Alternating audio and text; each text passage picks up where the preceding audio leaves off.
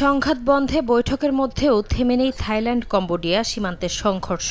কম্বোডিয়ার প্রতিরক্ষা মন্ত্রণালয়ের বরাতে দেশটির রাষ্ট্রীয় সংবাদ সংস্থা জানিয়েছে, স্থানীয় সময় বৃহস্পতিবার সকালে থাই সেনাবাহিনী বান্তেও মিয়াঞ্চি প্রদেশের একটি গ্রামে গোলাবর্ষণ করেছে। এতে কম্বোডীয় বেসামরিক নাগরিক নিহত হন। দেশটির স্বরাষ্ট্র মন্ত্রণালয়ের তথ্য মতে সংঘর্ষে এ পর্যন্ত ৩১ জন কম্বোডীয় বেসামরিক নাগরিক নিহত হয়েছেন। অন্যদিকে থাই সেনাবাহিনী দাবি করেছে, দেশটির সাকেউ প্রদেশের একটি গ্রামে BM-21 রকেট নিক্ষেপ করেছে কম্বোডিয়া। এতে বেসামরিক অবকাঠামোর ব্যাপক ক্ষয়ক্ষতি হয়েছে। থাই কর্তৃপক্ষ জানিয়েছে, চলমান সংঘর্ষে এ পর্যন্ত 23 থাই সেনা ও একজন বেসামরিক নাগরিক নিহত হয়েছেন। সরাসরি হামলার লক্ষ্যবস্তু না হয়েও প্রাণ হারিয়েছেন বহু থাই নাগরিক। এমনকি নতুন করে সংঘাত শুরুর পর বাস্তুচ্যুত হয়েছেন দুই দেশের প্রায় 10 লাখ মানুষ। এমন পরিস্থিতির মধ্যেই থাইল্যান্ড কম্বোডিয়া সীমান্ত সংঘাত বন্ধে দ্বিতীয় দিনের আলোচনা হয়েছে।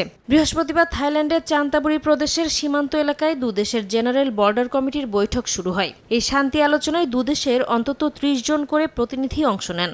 এক বিবৃতিতে কম্বোডিয়ার জাতীয় প্রতিরক্ষা মন্ত্রণালয় জানায়, বৈঠকে দুই পক্ষ যুদ্ধবিরতি নিশ্চিতের পাশাপাশি দুদেশের মধ্যে স্থিতিশীলতা পুনঃপ্রতিষ্ঠা ও দ্রুত স্বাভাবিক পরিস্থিতিতে ফিরে যাওয়ার উপায় নিয়ে গভীর আলোচনা চালিয়ে যাচ্ছে। এ বিষয়ে তৃতীয় বিশেষ জেনারেল বর্ডার কমিটির বৈঠক অনুষ্ঠিত হবে আগামী 27 ডিসেম্বর।